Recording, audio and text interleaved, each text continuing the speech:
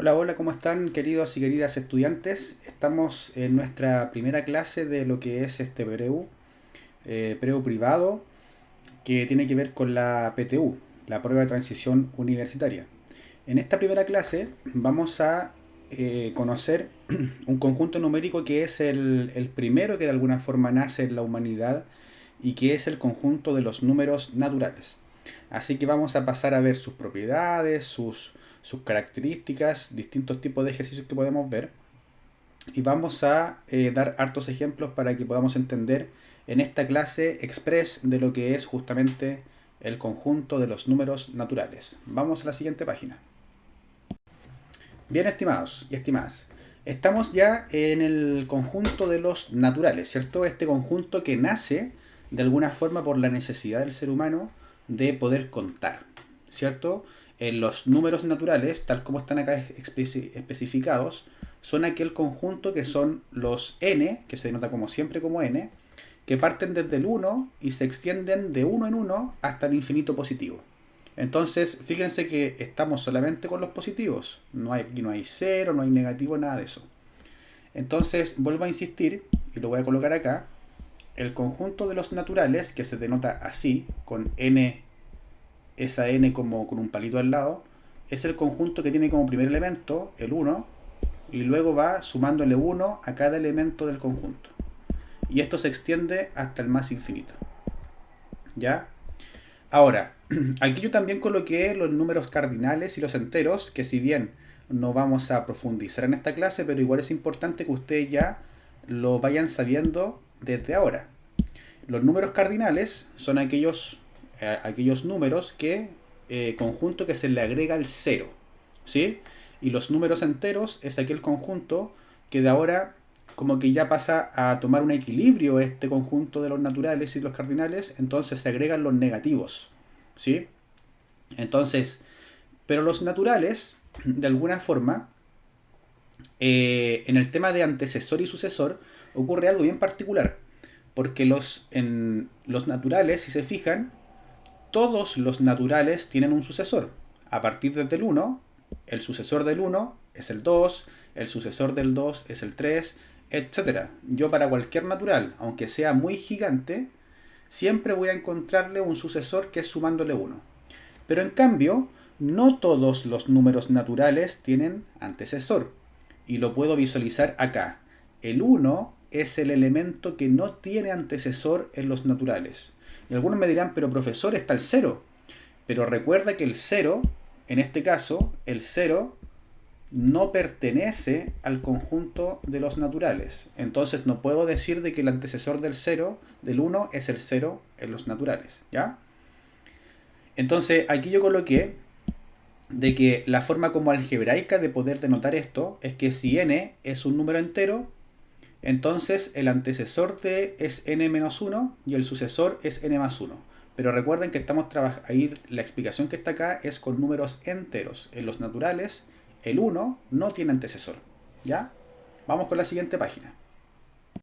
Ya, pasamos a esta parte ahora que tiene que ver con las propiedades. En los naturales, imagínense ustedes hace muchos años atrás, miles de años, estaba este conjunto que prevalecía en la humanidad que te ayudaba solamente a contar. Entonces, en lo que tiene que ver con el neutro aditivo, en el conjunto de los naturales no existe, porque el cero es el neutro aditivo, pero como el cero no pertenece al conjunto de los naturales, se dice que en los naturales no hay propiedad del neutro aditivo, ¿cierto? O elemento neutro de la suma. En cambio, en el neutro multiplicativo sí aparece, porque el neutro multiplicativo es justamente el 1 y el 1 es parte de los naturales. Acá uno puede colocar el 1, sí pertenece a los naturales y recordemos que el 0 no pertenece a los naturales. Entonces el 1 es el elemento neutro multiplicativo o que también ustedes lo van a conocer, ¿cierto? Como el elemento neutro de la multiplicación, de esos dos nombres. ¿Y cuál es el elemento neutro de la multiplicación? Es el 1 porque todo número, que lo explico acá, ¿cierto? Todo número multiplicado por 1 siempre es el mismo número. Ahora, El inverso aditivo u opuesto es una propiedad súper importante, pero que en los naturales no existe. Porque el inverso aditivo u opuesto es aquel número que sumado con otro se anulan. Es decir, que al sumarse me da el elemento neutro de la suma, que es el cero. Pero fíjense que acá en los naturales no existe la propiedad del inverso aditivo, ni tampoco existe la propiedad del elemento neutro, ¿cierto? De la adición. Entonces, en este caso, no se considera como propiedad de los naturales. Y la prioridad de las operaciones. La prioridad de las operaciones es muy importante, porque yo en un ejercicio combinado, por ejemplo, siempre debo seguir la siguiente rutina. Primero paréntesis, y si aparecen raíces, también hago raíces. Luego potencias, luego multiplicaciones y divisiones, que ojo, este orden no implica de que la multiplicación prevalece sobre la división. Puede ser al revés también, división y multiplicación, depende del orden. Y después al final sumas y restas. Y lo mismo, la resta puede ser antes que la suma, ¿ya? No hay ningún problema en eso. Entonces, ¿a qué me refiero con esto? Miren, me refiero a un ejemplo como este. Si yo tengo 80 dividido 10 y esto lo multiplico por 2, ¿cierto? Y por ejemplo después le quito 9, imaginemos estoy inventando un ejercicio. Esto como resultado, ¿qué es lo que me va a dar? Uno se pregunta ya, ¿por dónde parto? ¿Cierto? Y acá es muy importante el tema de partir por la división y la multiplicación que están al lado izquierdo. No puedo por ningún motivo partir por el 2 menos 9, porque el 2 está agarrado a una multiplicación. Entonces lo que se hace acá es partir por este sector, por 8 dividido 10. Y ojo, algunos me dirán, pero profesor, está también la multiplicación. Entonces, ¿cuál privilegio? ¿La división o la multiplicación? En este caso comienzo por la parte izquierda. Siempre cuando hay divisiones y multiplicaciones sucesivas, comienzo desde la izquierda hacia la derecha. ¿Ya? Entonces acá me queda 8, bajo el 2, bajo el menos 9, hago la multiplicación, 16, menos 9, y ahora hago la resta, ¿cierto? Y me da 7. ¿Se dan cuenta? Fíjense que si yo hubiese hecho el ejercicio de mala forma, lo voy a copiar acá abajo. Aquí mejor. Esta es como la mala forma. Que ojo, es muy típica. Muchos estudiantes cometen este error, entonces harto ojo los que de repente no entienden mucho esto. Hubiesen hecho, por ejemplo, 10 por 2. Entonces dicen 80 dividido en 10 por 2, que es 20, menos 9. Y fíjense que ahora hacen la división. 80 dividido 20 les da 4, menos 9. Y el resultado que me da es completamente distinto. Por lo tanto, por favor, esta parte no hay que hacerla. Un rotundo no. ¿Ya? Así que hasta ahí, ojalá que estén más o menos claritos. Ya estamos ahondando en las propiedades, en algunas cosas de la operación que son muy importantes. Y vamos avanzando con lo siguiente.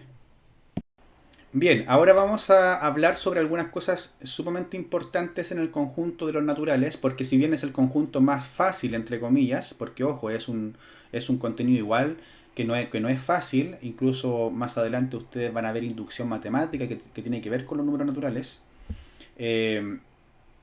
Están los cuadrados perfectos y los cubos perfectos, que en estos casos, por ejemplo, para la PTU, es súper importante ojalá aprendérselos. Los primeros, por lo menos los primeros 10 cuadrados perfectos, los primeros 10 cubos perfectos, son bien importantes para cuando después también saquen raíces cuadradas, saquen raíces cúbicas, ¿ya? Y la práctica hace el maestro, así que tienen que aprendérselo. Los cuadrados perfectos, ¿qué es lo que son?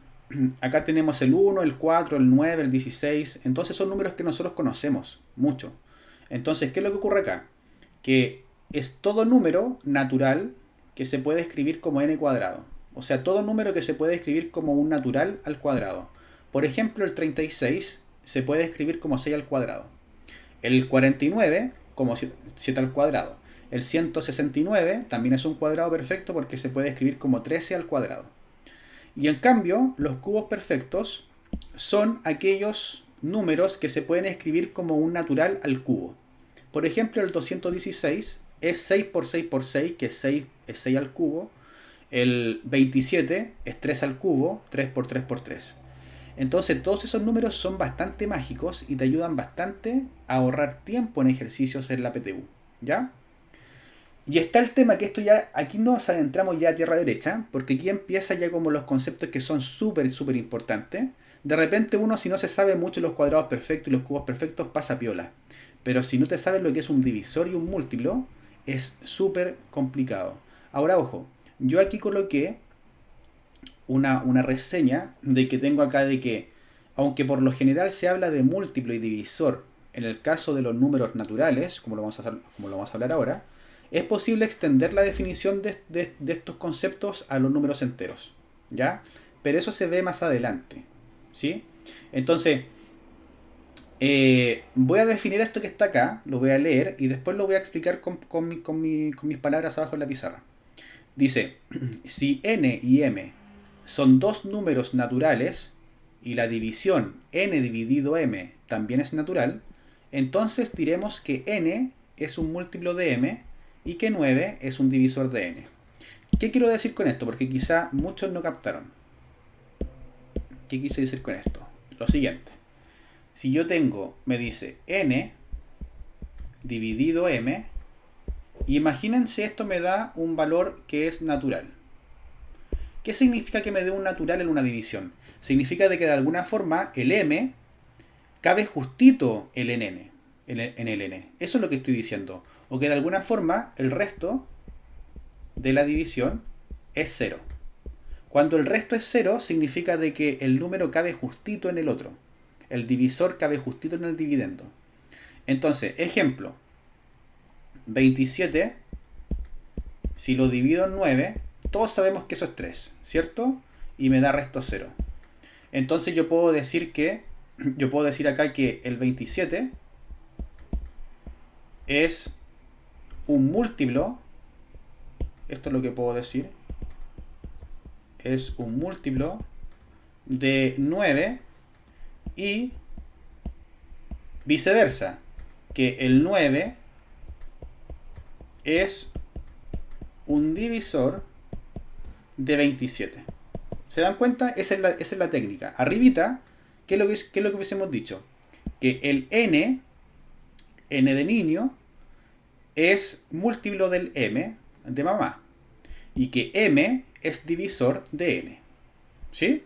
Y todo eso tiene que ver cuando el número cabe justito en el otro, cuando da resto 0. ¿Ya? Ahora, por ejemplo, aquí les voy a dar algunos ejemplitos. Los divisores de 12. Los divisores de 12 son todos aquellos números naturales que dividen justo al 12. Entonces tengo el 1, tengo el 2, tengo el 3, tengo el 4, tengo el 6 y tengo el 12. Entonces en este caso tengo 6 divisores para el 12. Y fíjense que estamos hablando aquí de un conjunto finito, un conjunto que es contable. Incluso en general, los divisores de cualquier número siempre son finitos, son contables. Aunque sea un número gigantesco que tenga muchos divisores, pero siempre va a haber un término. Ya se pueden contar. En cambio, por ejemplo, los múltiplos de un número, no sé, estoy inventando, los múltiplos de 3, es como la tabla del 3. Entonces es 3, 6, 9, 12, etc. O sea, son todos los números de la forma 3 por n. Esa es como la formulita, 3 por n. Es decir, los múltiplos de un número son todos aquellos que se expresan como 3 por algo. Y ese algo es un natural. 3 por 1, 3, 3 por 2, 6, 3 por 80 es 240, etcétera, etcétera, etcétera. ¿Ya? Entonces, y fíjense que en los múltiplos de un número siempre va a ser un conjunto infinito. Siempre va a ser un conjunto infinito. Entonces eso también es súper importante porque estamos en presencia de dos conjuntos que son distintos. Los divisores son un conjunto finito, tiene fin, y los múltiplos son un conjunto infinito. Y aquí coloqué algunas observaciones que quiero que también con ustedes rescatar. Son 5 observaciones. Aquí tenemos. La primera es que todo número es divisor de sí mismo. Algo lógico, ¿cierto? Trivial. 8 es divisor de 8. ¿Sí? 20 es divisor de 20. Segundo, todo número es múltiplo de sí mismo. Sí, claro. El 21 es múltiplo del 21. Incluso acá en el ejemplo que dimos recién, el 3 es múltiplo del 3. ¿Cierto? El 1, número 3, el 1 es divisor de cualquier número. Yo creo que eso se lo saben, ¿cierto? Que todo número natural o entero es divisible por 1, por lo tanto se puede expresar como una fracción de ese valor dividido en 1. Por ejemplo, 8 es igual a 8 partido en 1. ¿Sí? Y es por eso que de alguna forma el 8 se puede decir que es racional, porque el 8 se puede expresar como una fracción, como 8 partido en 1. Los divisores de un número son siempre menores o igual al número. ¿Ya? Eso lo vimos con los ejemplos. Fíjense acá. Los divisores de 12 no pueden ser, un divisor de 12 no puede ser más grande que el mismo, que 12. Si ya es 13, 14, va a dar 0, algo la división. Entonces no cabe justito. ¿Ya? Los múltiplos son siempre mayores o iguales al número. Claro, aquí lo tengo. Los múltiplos de 3 parten desde el 3 y se extienden de 3 en 3. Los múltiplos de 20 parten del 20 y se van extendiendo de 20 en 20. 20, 40, 60, etc. ¿Ya? Entonces, eso es justamente la definición de divisores y múltiplos para que por favor la tengan clarita. Porque después cuando pasemos a números racionales, cuando veamos mínimo como un múltiplo, por ejemplo, o de repente tengamos que ver el máximo como un divisor entre algunos números, tienen que entender lo que es un múltiplo y lo que es un divisor. Vamos a la siguiente página. Bien, estamos ahora en un subconjunto, en un subconjunto de los números naturales, que son los números pares, y otro subconjunto que se llaman los números impares. Yo creo que todos conocemos estos números, ¿cierto? Todos sabemos cuáles números son pares y cuáles son impares. Pero ojo que tienen mucha importancia y hay ejercicios que se pueden resolver con temas de paridad que son súper interesantes y que salen súper fácil. Entonces tenemos acá números pares e impares. Dice que un número es par si es múltiplo de 2. Claro, porque los múltiplos de 2 son justamente 2, 4, 6, 8, 10, etc. O sea, todos los números que se pueden escribir como 2 por n, en donde Sn es un natural. Entonces, esa es otra forma de explicar qué es lo que es un número par. Son todos aquellos números que se pueden escribir como 2 por algo. ¿Ya? En cambio, un número es impar si no es par. Súper simple. Incluso se puede decir de que cuando es un número impar, es impar cuando no es divisible por 2. Por ejemplo, el 7 no es divisible por 2 porque me da 3,5. No cabe justito. Y lo otro que es súper importante acá, que el número 0 es par. ¿Ya? Porque el 0 es divisible por 2. Simbólicamente, si n pertenece al conjunto de los enteros, entonces 2 por n representa un número par. Y 2n menos 1 y 2n más 1 representan números impares. Claro, porque si yo tengo que 2n es par, al sumarle 1 voy a obtener un impar. Por ejemplo, si tengo el 4, le sumo 1, obtengo el 5. Y el 4, si le resto 1, llego al 3. O sea, llego a 2 impares. Y esto que está acá es súper interesante porque son las reglas de paridad en el tema de la suma y la multiplicación. Para el caso de la suma y la resta, las reglas son las siguientes. La única opción de que me dé un resultado par al sumar números es que sean los dos pares o que sean los dos impares. O sea, que tengan igual paridad. ¿Sí? También cuando hablo de suma, por favor, tienen que pensar que también es una resta, porque la resta es una suma. Y la única opción que me dé impar el resultado es que yo sume un par con un impar. O al revés. Por ejemplo, 7 más 8 es 15. Me da impar. 20 mejor dicho, 20 menos 11 es 9. Par con impar, restándose, me da impar. ¿Sí? Y en el cambio, en las reglas de multiplicación, que también tienen que aprendérselo, es la única forma de que el resultado me dé par es que aparezca aunque sea una vez un par. Por ejemplo, puede aparecer una vez un par o dos veces. Entonces, par por par es par. 4 por 2, 8. 20 por 10, 200. Son pares. Y la otra opción es que sea uno de ellos par. Por ejemplo, par por impar. O al revés, impar por par, ¿cierto? Que es lo mismo. Recuerden que la multiplicación es conmutativa. Entonces, par por impar sería, tengo por ejemplo, no sé, 2 por 5. Y 2 por 5 es justamente par por impar y sería el resultado 10. Y la única opción que me dé impar como resultado de una multiplicación es que ambas cifras sean impares. 7 por 5, 35. 11 por 3, 33. O sea, impar por impar siempre es impar. ¿Se entiende, no? Maravilloso, ¿cierto? Entonces, esto tienen que de alguna forma ustedes estudiarlo, ya no quedarse con la clase del profesor del PREU, no quedarse con la clase del profesor de la clase normal de matemática, sino que estudiarlo, reforzarlo en casa, porque si no, no sirve de nada pagar un PREU o hacer un PREU, ¿ya? Vamos con el siguiente. Ya, pasemos ahora a las famosas reglas de divisibilidad. Digo famosas porque bueno, porque son famosas, ¿ya? Pero ocurre lo siguiente, de que los estudiantes generalmente no las pescan mucho, ¿ya? Cuando un profesor en enseñanza básica te pasa las reglas de divisibilidad, uno como que la olvida pronto. Ahora, les aseguro que hay algunas que se las saben sí o sí. Entonces voy a ir marcando acá. Las primeras que voy a enseñar, y las que coloque con visto azul, son las que de alguna forma ustedes se saben, que es por ejemplo la divisibilidad por 2, la divisibilidad por 5 y la divisibilidad por 10. Esas son las más fáciles de aprender. Entonces, ¿qué es lo que tengo? Que un número es divisible por 2 si termina en cifra par. ¿Qué significa divisibilidad? Porque capaz que algunos se estén preguntando en las casas. Divisibilidad significa cuando un numerito, ¿cierto? Cabe justito en el otro y me da resto cero. Esa es la idea. Entonces, por ejemplo, el 8 es divisible por 2. Porque yo puedo escribir el 8 como 2 por 4. O sea, existe un natural que multiplicado por 2 me dé 8, que es 4. Entonces, eso es divisibilidad y lo otro es que al hacer la división me da resto cero. ¿Sí? Entonces, cuando es divisible por 2 es súper fácil. Tengo que ver que el número sea par o que termine en cero. Esa es la otra. La otra. Es que termina en cero o en par y tengo el número que es divisible por 2.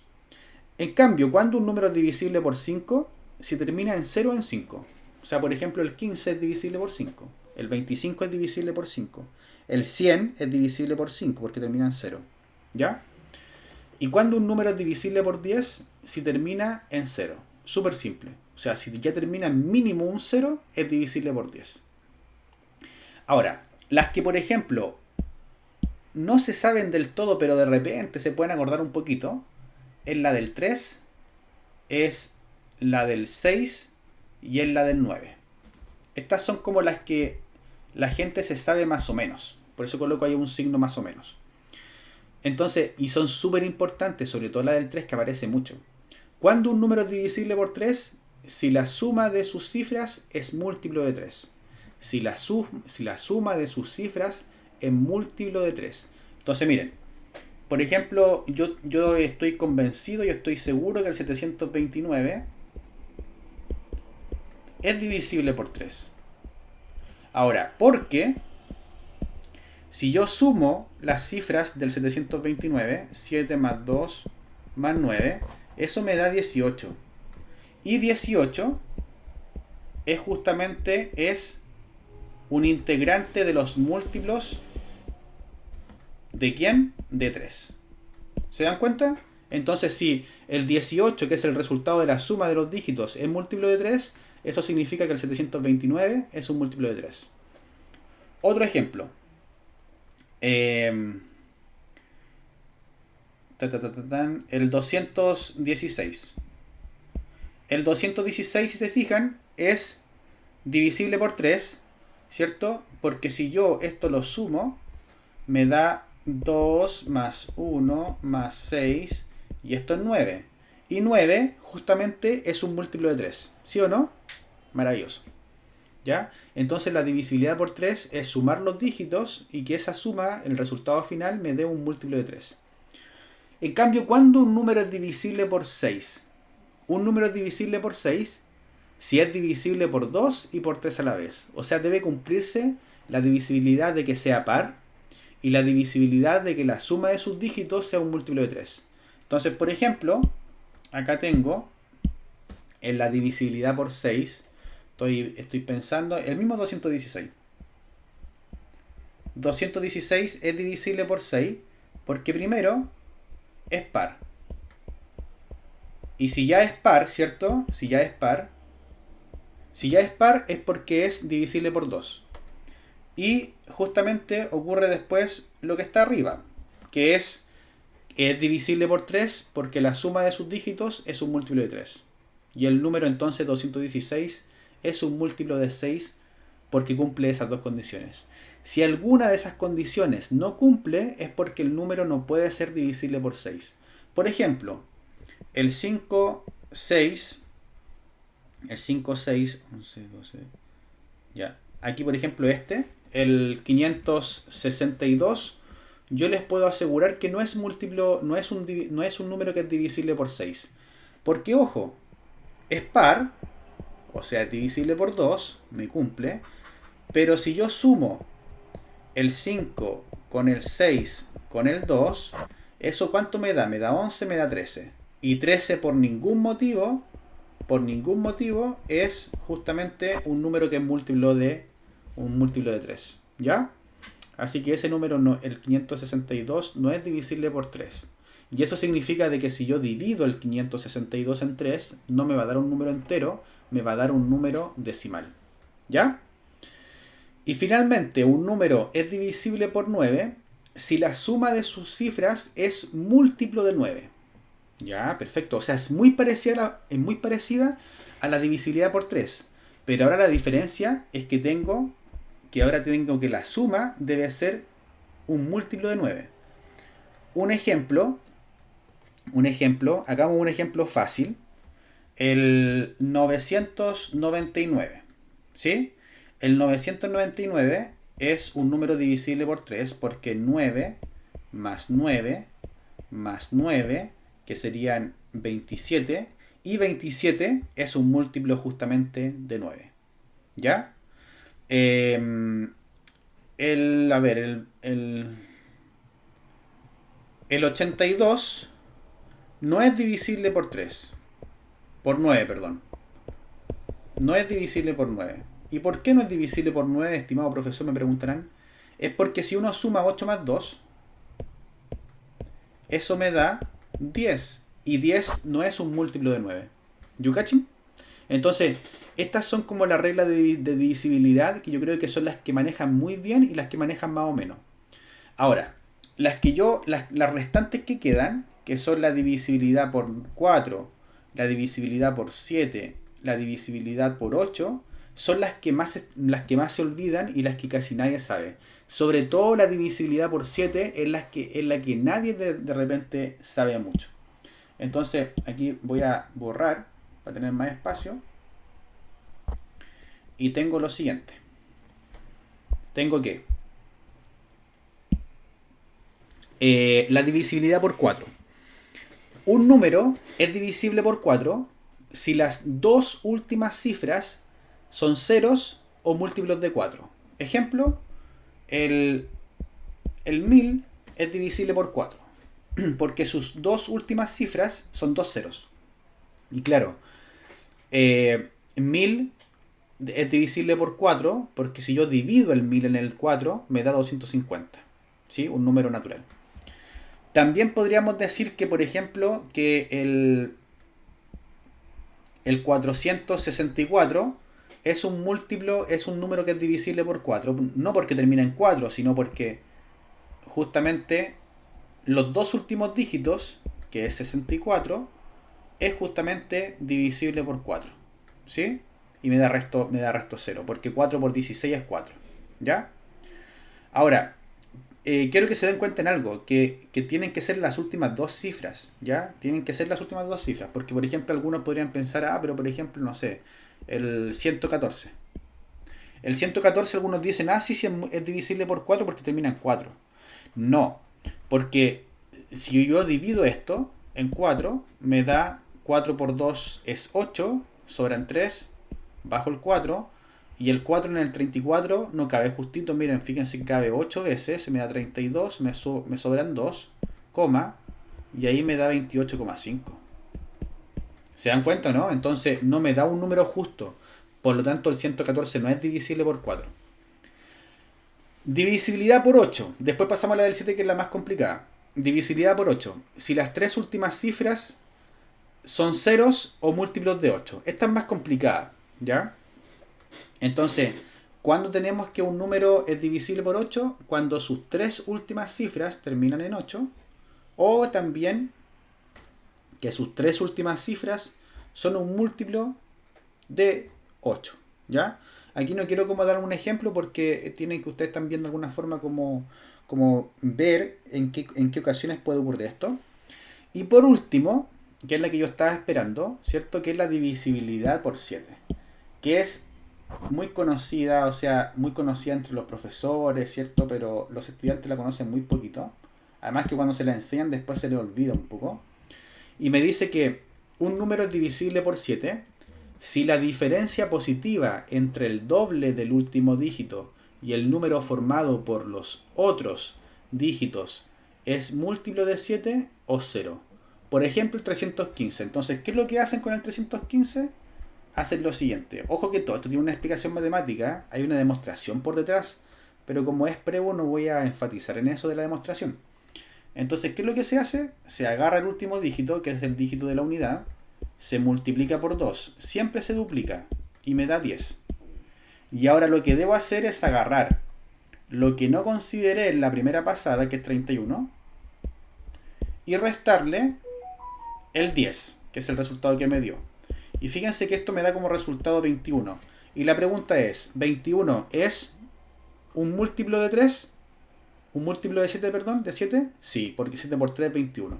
Entonces, como el 21 es un múltiplo de 7, también el 315 es múltiplo de 7. Miren qué maravilla. ¿Sí? Bonito, ¿no?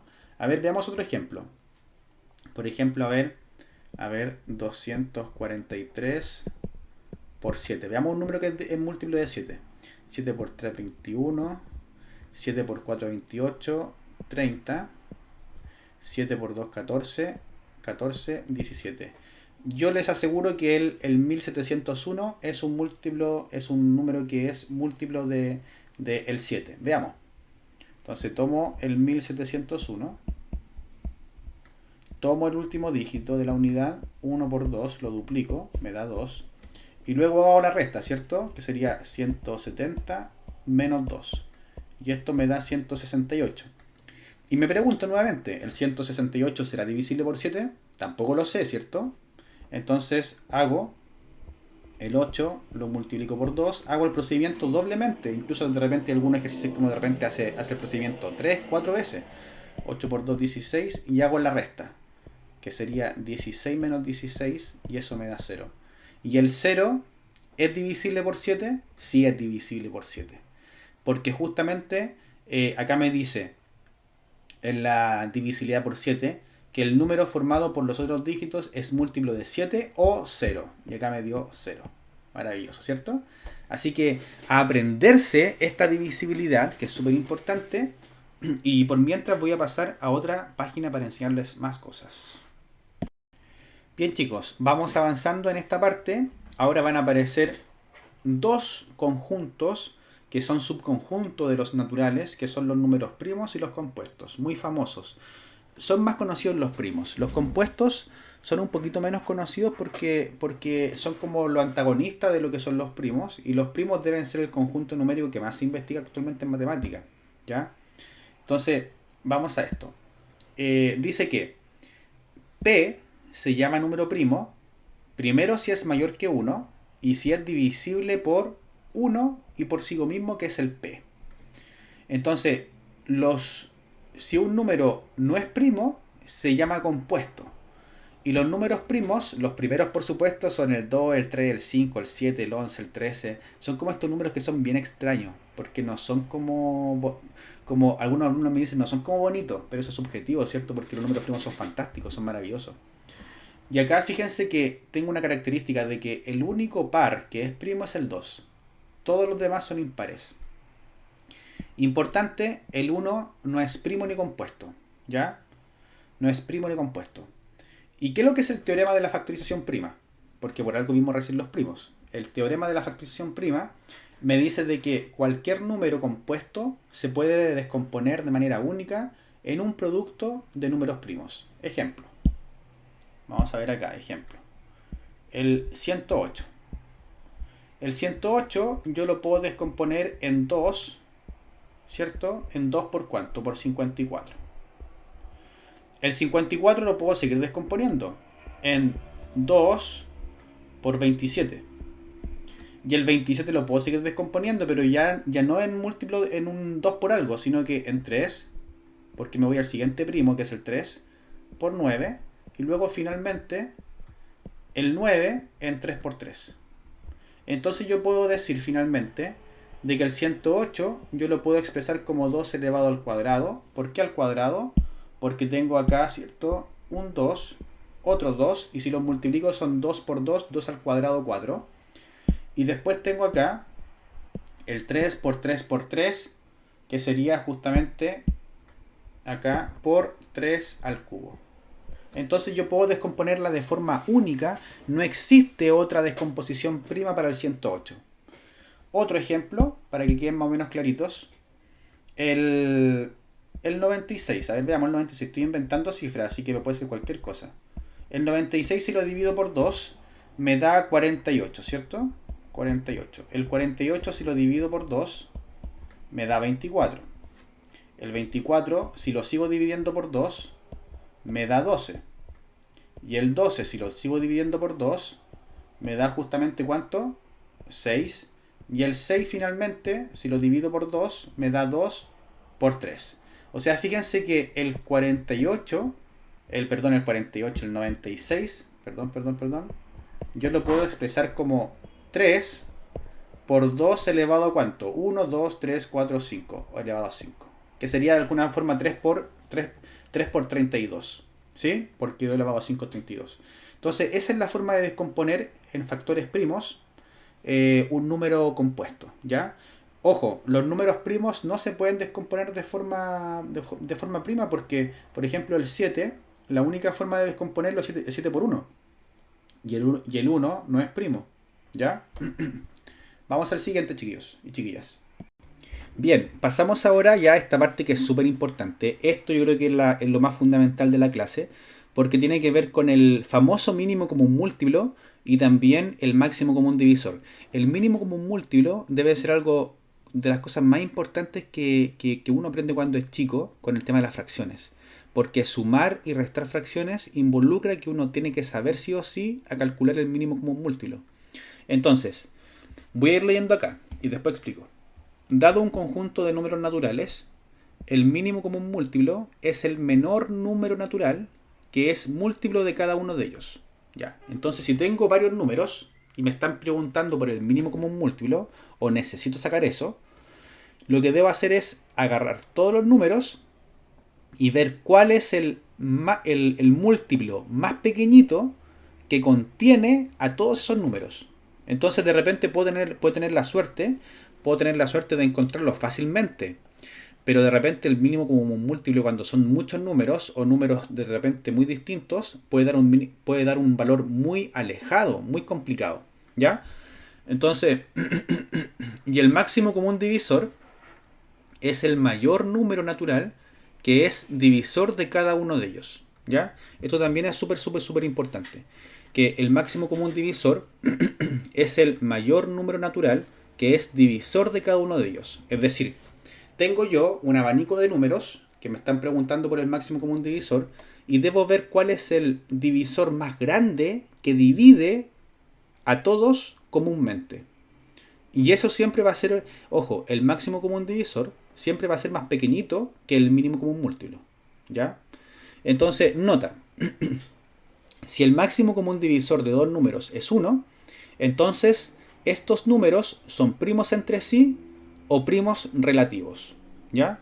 Esto también es súper fundamental entenderlo, aprenderlo, de que cuando yo, por ejemplo, tengo el máximo común divisor entre 7 y 5, entre el 7 y el 5, el único divisor común es el 1.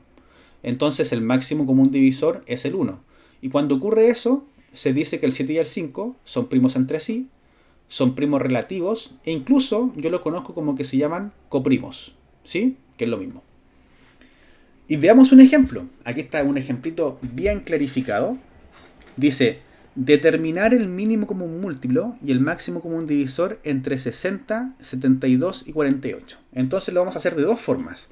Como está escrito acá, que es con la descomposición de factores primos, y después lo vamos a hacer con la típica tablita de esta del mínimo común múltiplo que te ayuda mucho a acelerar el proceso. Entonces, primero, descomponemos cada uno de ellos como producto de factores primos, factorización prima. Entonces ya, hagámoslo igual, expliquémoslo porque quizá algunos de ustedes estén así como, ya, pero ¿y qué está haciendo acá? Lo estoy escuchando nomás al profesor. Entonces hagámoslo. El 60, ¿por qué será 2 al cuadrado por 3 por 5? Porque si yo lo voy descomponiendo en 2 por 30, después el 30 en 2 por 15 y después el 15 en 3 por 5, justamente si se fijan, el 60 yo lo puedo expresar como 2 al cuadrado por 3 por 5, que es justamente lo que aparece acá arriba, ¿cierto? Ya, vamos con el siguiente ahora. El 72. El 72 yo lo puedo ir dividiendo por 2, me da 36. Lo puedo ir dividiendo por 2. ¿2 por cuánto? Por 18, maravilloso. 2 por cuánto me da 18, por 9. Y el 9, la única opción que tengo con números primos es 3 por 3. Y justamente, entonces puedo decir que acá que el 72 yo lo puedo expresar como 2 elevado a 3 por 3 al cuadrado. Tal como está acá. Y por último el 48, que ese se lo dejo a ustedes para que lo confirmen, pero es 2 elevado a la cuarta por 3, ¿ya? Que está aquí. Ya. Entonces me dicen que para poder encontrar el mínimo común múltiplo, elegimos cada factor. Los factores recuerden que son estos. Por ejemplo, 2 al cuadrado es un factor del 60. El 5 es un factor del 60. Los factores son aquellos componentes de la multiplicación, ¿ya? Entonces, para encontrar el mínimo común múltiplo, elegimos para cada factor primo el de mayor exponente y los multiplicamos. Ojo, y los multiplicamos. Entonces, elegimos el de mayor exponente. Entonces, tenemos el 2 al cuadrado en el 2, ¿cierto? Como base 2, el 2 al cubo. Entonces, hasta ahora el 2 al cubo es el que va siendo mayor, ¿cierto? Porque el exponente es más grande. Pero acá el 2 elevado a 4, este sí que gana. Porque 2 elevado a 4 es más grande que 2 elevado a 3 y que 2 elevado a 2. Y por eso es que acá en el mínimo común múltiplo aparece 2 elevado a 4. ¿Se dan cuenta? Y es porque el múltiplo tiene que ser más grande que todos. Esa es la idea, que los contenga. Que pueden ser mayores o iguales que todos. ¿Ya? 3 al cuadrado, ¿por qué? Porque tenemos acá 3. Tenemos acá 3 al cuadrado, que es el máximo. Y tenemos 3. Y el más grande es justamente 3 al cuadrado. Maravilloso. Y el 5, ¿por qué aparece? Porque algunos me preguntarán, pero profe, mire, el 5 aparece acá, pero no aparece en los demás. Sí aparece, porque el 5, los números que están acá, multiplicando, aquí voy a borrar un poquito, yo podría decir que esto es por 5 elevado a 0, que es un 1, ¿cierto? Por 5 elevado a 0, miren qué maravilla. Entonces, está presente el 5, lo que pasa es que está invisible, nadie lo ve, nadie. Entonces, es justamente el 5, lo coloco acá sí o sí, porque es el de mayor exponente. ¿Sí? Y ahí me da como resultado 720, que es justamente el resultado del mínimo común múltiplo. En cambio, el máximo común divisor dice que elegimos para cada factor primo el de menor exponente. Entonces ahora el máximo común divisor, escojo el exponente más chico. En el mínimo común múltiplo, mínimo, escogíamos el exponente más alto. Es como todo al revés. Y lo multiplicamos. Entonces, fíjense. ¿Por qué se escoge el 2 al cuadrado? Acá. Porque los factores que son con potencia 2, tengo 2 al cuadrado, 2 al cubo y 2 a la cuarta. Y el más chico, claramente 2 al cuadrado. El 3, porque el 3 está acá. Acá hay un 3 al cuadrado que es más grande, y acá hay un 3, y el más chico justamente es el 3. Y el 5, ¿por qué no se coloca? Porque entre el 5 elevado a 1, el 5 elevado a 0, el 5 elevado a 0, se coloca el 5 elevado a 0, que es 1, y al multiplicarlo no aparece. Miren qué maravilla. Y por eso es 12. Ahora, si no entendió todo esto, que lo estamos haciendo de forma super express, porque es como una clase relámpago de PTU, ¿cierto? De números naturales, los invito justamente a que calculemos ahora el mínimo común múltiplo y el máximo común divisor, pero con la tablita. Entonces, la tablita es muy salvadora. Colocamos el 60, el 72 y el 48. Y vamos a calcular primero el mínimo común múltiplo, que me va a aparecer una tablita bien gigante. Vamos dividiendo siempre por los divisores primos. Entonces divido por 2, 30, 36, 24. Sigo con el 2 porque divide aunque sea uno de ellos. 15, 18, 12. Sigo con el 2. En el 15 no cabe, lo bajo. 9, 6. Voy a seguir con el 2. No cabe en el 15, lo bajo. No cabe en el 9, lo bajo. Sí en el 6 tres veces. Y luego no puedo seguir con el 2. Pero sí tengo opción de seguir con el 3. Entonces voy al siguiente primo, que es el 3. Acá ya terminé, ¿cierto? Con el 3. Me queda acá 3, me queda 5. Y fíjense que la única opción que tengo para seguir es con el 3 y con el 5. O con el 5 y con el 3. Entonces tengo el 3 acá. 1. Perdón por el espacio, me está faltando espacio. 5, 1. Concluí abajo y concluí acá. Entonces cada columna la concluí llegando a 1. O sea, fui dividiendo sucesivamente. Y ahora la multiplicación de todo esto, que es justamente 2 elevado a la cuarta, por 3 al cuadrado, por 5, que es justamente el mínimo común múltiplo que está acá, que es 720. Porque, ojo, no siempre uno como que vive en un mundo de Dills y Pap. Y uno piensa que siempre de alguna forma el mínimo común múltiplo va a ser algo mental, fácil. El mínimo común múltiplo entre 4 y 8, fácil. El 8, porque el 8 contiene el 8 y el 8 es múltiplo de 4. Y es el más chico de todo. ¿Ya? Pero por ejemplo en estos casos que son números gigantes, números más grandes, ¿ya? Hay que hacer la tablita, ¿sí? Se lo recomiendo por favor. Y en cambio lo vamos a hacer con verde ahora. ¿Cómo yo calculo el máximo común divisor entre estos números pero con la tabla? Quizá algunos no se lo sepan, miren. Con la tabla hago lo mismo. 60, coloco el 72, coloco el 48, tablita para abajo, columna y después fila. Y voy colocando. Pero la idea es que yo en esta parte que está acá, que la estoy encerrando, voy a colocar, chiquillos y chiquillas, un número primo, siempre partiendo del más chico si es posible, pero con tal de que ese número primo divida a los 3 al mismo tiempo. No puede dividir a 2, tienen que ser los 3. ¿Ya? Tienen que ser los 3. Entonces, coloco el 2, porque todos son pares. Entonces me da 30, me da 36, me da 24. ¿Puedo seguir con el 2? Sí, profesor. Muy bien. 2, 15, 18, 12. ¿Puedo seguir con el 2? No puedo seguir con el 2, ¿cierto? Porque el 2, si bien divide al 18 y al 12 justamente, pero al 15 no lo divide exacto. Entonces no puedo seguir con el 2. La única opción es seguir con el próximo primo. Y me voy preguntando, ¿por el 3 se puede? Sí, porque divide a los 3 al mismo tiempo. Me da 5 acá, me da 6 y acá me da 4. Y aquí no tengo más que hacer. ¿Por qué? Porque no va a existir un número distinto de 1 que divida al mismo tiempo al 4, al 6 y al 4. Al 5, al 6 y al 4, perdón.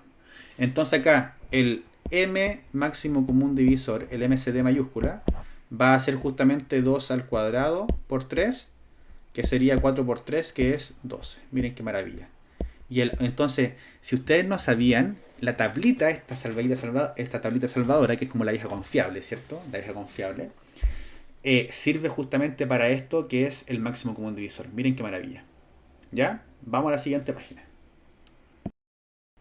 Bien, estamos ya en la última parte de esta clase express de números naturales para la PTU. Y vamos a ver por último algo súper interesante, ya se escapa un poquito de lo que son los ejercicios típicos de matemática, los que son más o menos fome, ¿ya? Estos son muy entretenidos, que son los patrones numéricos, ¿ya? Los patrones numéricos, ¿qué es lo que es un patrón numérico? Es una secuencia de números o figuras que se forman siguiendo una misma regla, o sea, un patrón, ¿cierto? O algo que se va cumpliendo regularmente. Entonces, un ejemplo de ellos son los famosos números triangulares, que si no los conocen lo van a conocer ahora. Los números triangulares son como lo expresa acá la figura. El número triangular número 1 es con un puntito. El número triangular número 2 es con 3, que forma un triángulo. Ya para formar un triángulo más grande necesito un poquito más de puntos y es el número triangular número 3. Y así con el 4, con el 5, entonces voy como formando como una pirámide cada vez más gigante. Entonces ahora, si contamos, me dice acá, si contamos la cantidad de puntos de las figuras, tenemos que, por ejemplo, el número triangular 1 es 1, el triangular 2 es 3, el triangular 3 es 6, el triangular 4 es 10, y si se dan cuenta le voy sumando siempre un número natural adicional. Por ejemplo, para llegar del 1 al 3 le sumé 2, para llegar del 3 al 6 le sumé 3, para llegar del 6 al 10 le sumé 4. Entonces yo puedo suponer de que el t sub 5, que es el número triangular número 5, va a ser justamente 10 más 5, que sería 15. ¿Sí? ¿Se dan cuenta o no? Entonces voy siguiendo como una regularidad. Ahora, ¿cuál es la lógica de este ejercicio? Es que si se dan cuenta, lo voy a colocar acá abajito y después lo voy a borrar, pero acá tengo más espacio. Ya, el t sub 1 es 1. El t sub 2 es 3, ¿cierto? Pero yo lo puedo escribir como 1 más 2, que es 3. El t sub 3 es 1 más 2 más 3, porque siempre le voy sumando al resultado el siguiente número natural. Entonces el t sub 4 va a ser 1 más 2 más 3 más 4, y eso es justamente 10. ¿Se dan cuenta, no? Entonces el t sub 5 va a ser 1 más 2 más 3 más 4 más 5, 15. Entonces, por ejemplo, si yo quiero calcular, por ejemplo, no sé, el número triangular de posición 100, va a ser t sub 100, aquí lo voy a colocar arriba, va a ser la suma de 1, puntos suspensivos, hasta el 100. ¿Sí o no? Entonces, aquí hay que aprenderse una formulita, ¿ya? Y esta formulita, que ojo, que se dice que es como la fórmula de Gauss, pero no está 100% comprobado si que realmente fue Gauss el que la inventó. ¿Ya? Quizás fue alguien antes también, porque ya en las antiguas civilizaciones ya sumaban cosas así. Entonces, me dice que el término de posición n es n por n más 1 partido en 2. ¿Ya? Entonces, y claro, porque, miren, voy a pasar a otra paginita. Espérenme un poquito. Voy a pasar a otra página. Aquí tengo, voy a desaparecer un poquito yo. Aquí tengo, por ejemplo, si se supone que la historia cuenta de que Gauss se dio cuenta de la siguiente forma. Cuando estaba sumando los números del 1 al 100, él se dio cuenta de algo. De que en vez de sumar de forma ordenada, como los dos primeros sumándolos, después los tres primeros, etc., se dio cuenta de que si agarraba el primero con el último, le daba 101 la suma. Si agarraba el segundo con el penúltimo, también le daba 101. El tercero con el antepenúltimo también le daba 101. Después 4 con 97 también le daba 101. Entonces empezó a percatar de que cuando pescaba las parejas, que eran como simétricas, ¿cierto? Las dos últimas, la segunda con la penúltima, le iba a dar siempre 101, una constante. Entonces se dio cuenta de que como estaba agarrando en parejas, iba a seleccionar ¿cuántas parejas? 50, que es la mitad de 100. Y ese resultado le dio 5050. Por lo tanto, fíjense que yo puedo transformar esto como a 101 y 50 es la mitad de 100. Entonces esto es lo mismo que 100 y todo eso partido por 2 y eso le da 5050. Por lo tanto, la formulita aquí uno la entiende porque es n por n más 1 o n más 1 por n partido por 2. Fíjense, el 2 está acá, el n es como el 100 acá y el 101 es como el n más 1. ¿Se dan cuenta, no? Entonces a mí, por ejemplo, me piden sumar, me piden encontrar cuántos puntitos necesito para formar la figura que representa el número triangular de posición 50. Lo que hago es sumar los primeros 50 naturales, que sería 50 n por n más 1, 51 partido en 2. O sea, esto me da 25 por 51. Y esta suma me va a dar finalmente, ¿cuánto me da? A ver, hagamos la multiplicación porque me puedo equivocar de memoria. 5, 2, 25, 5 por 2, 10, 12. Entonces esto me da 5, 7, 2, 1. O sea, 1275. O sea que para formar esta pirámide, ¿cierto? Esta pirámide de puntitos en donde tenga en la posición 50, necesito 1275 puntitos para poder hacer ese triángulo o esa pirámide. ¿Ya? Ya, y por último vamos a ver un ejemplo número 2 de lo que son patrones numéricos o estas secuencias que van siguiendo una regularidad, ¿cierto? Que es un ejercicio muy lindo que tiene que ver con encontrar cuál es el último dígito de 8 elevado a 340. Entonces, primero que uno se le viene a la mente esta cuestión y uno dice, pero 8 elevado a 340 es demasiado grande porque incluso a la mente humana se escapa, ¿cierto? Porque ya, por ejemplo, 8 elevado incluso a 20 es mucho, es demasiado. Pero 8 elevado a 340 es muy, muy, muy, muy grande. Entonces, ¿qué es lo que se hace acá? Necesito saber cuál es el dígito de la unidad de este número gigante. O sea, el último. De izquierda a derecha, el último. Entonces, voy a analizar cómo se comportan las potencias de 8. Entonces, hago 8 elevado a 1 y uno dice 8. O sea que, fíjense que 8 elevado a 1 termina en 8. Es súper fácil verlo, ¿ya? Porque comienza en 8 y termina en 8. 8 elevado al cuadrado, en cambio, es 64. Todos sabemos que es 64. Y acá estoy diciendo de que 8 elevado al cuadrado termina en 4. ¿Por qué estoy viendo en qué número termina? Porque esa es la pregunta. Me están preguntando por el último dígito. Estoy viendo si es que hay alguna regularidad. 8 elevado a 3 es justamente 64, que es el anterior, por 8. Pero aquí fíjense que no me interesa cuánto es el resultado final, me interesa la multiplicación de las unidades. Entonces esto es un número que termina en 4 por 8, 32, termina en 2. ¿Sí? Entonces este es un número que termina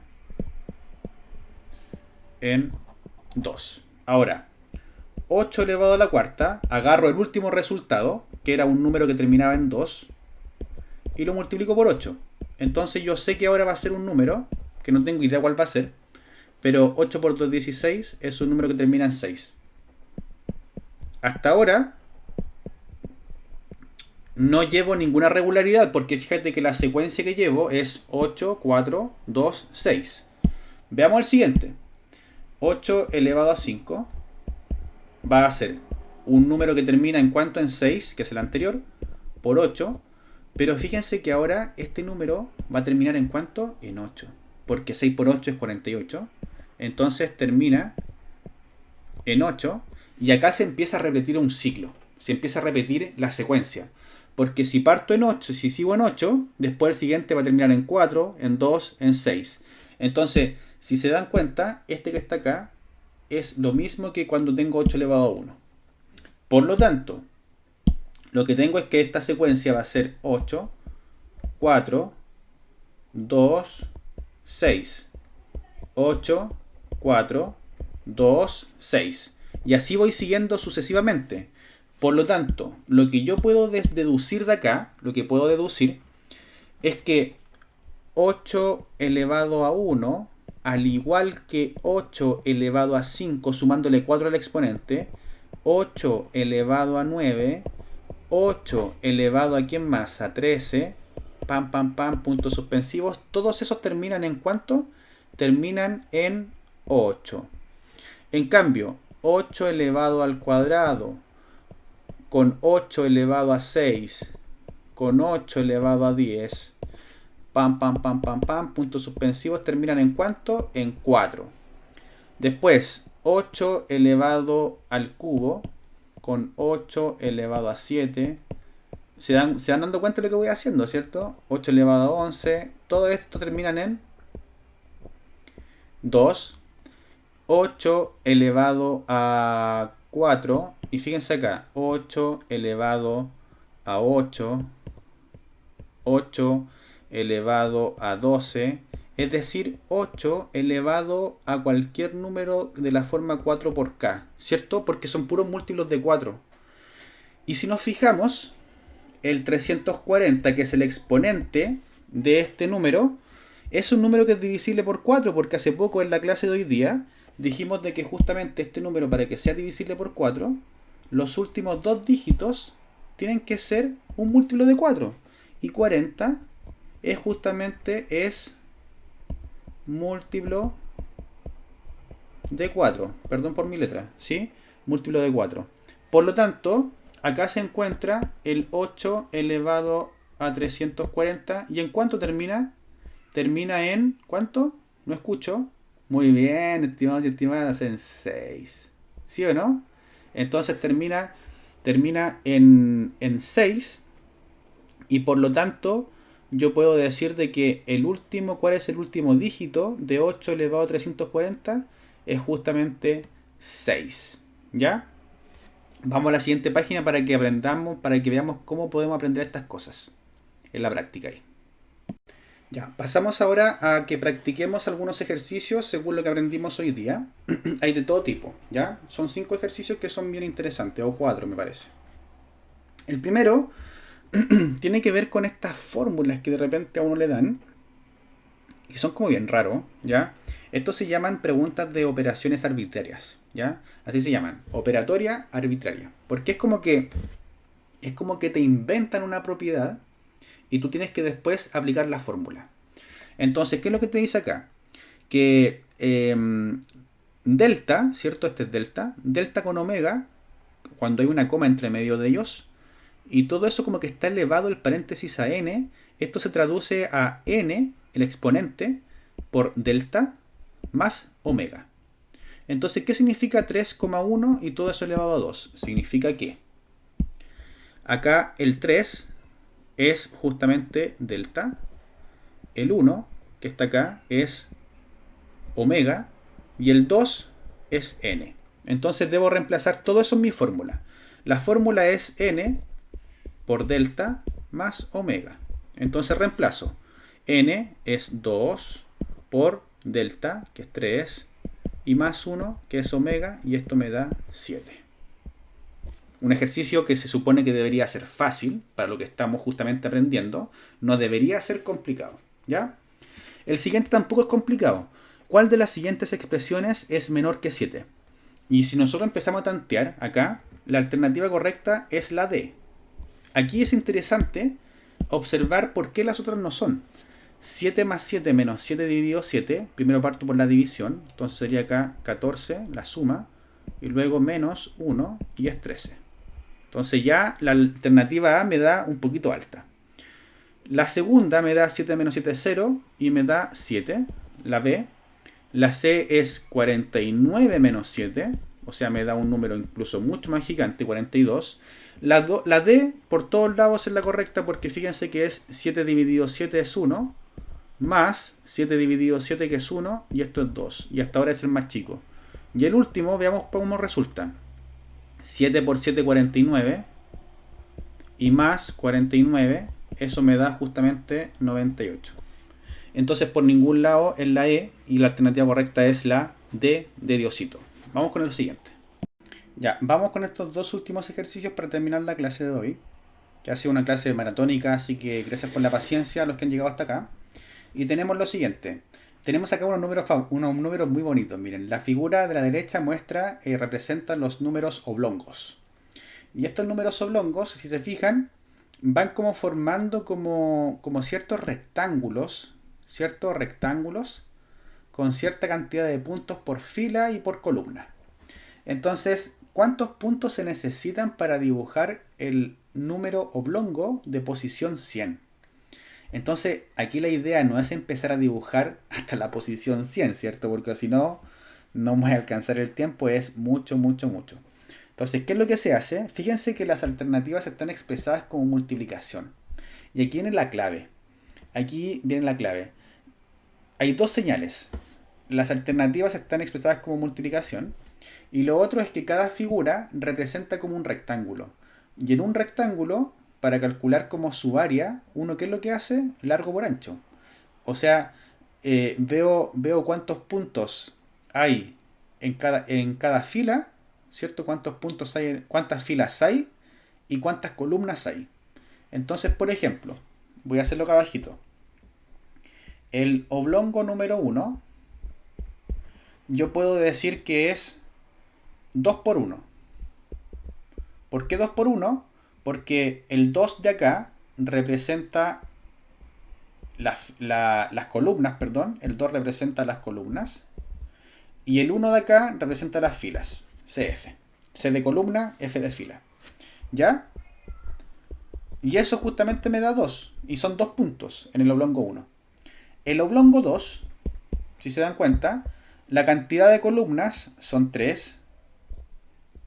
Y ahora, fíjense que la cantidad de lo que son las filas son 2.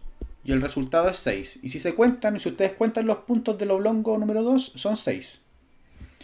El oblongo 3, vamos a hacer este el último, serían cantidad de columnas 4, cantidad de filas 3, y esto me da 12.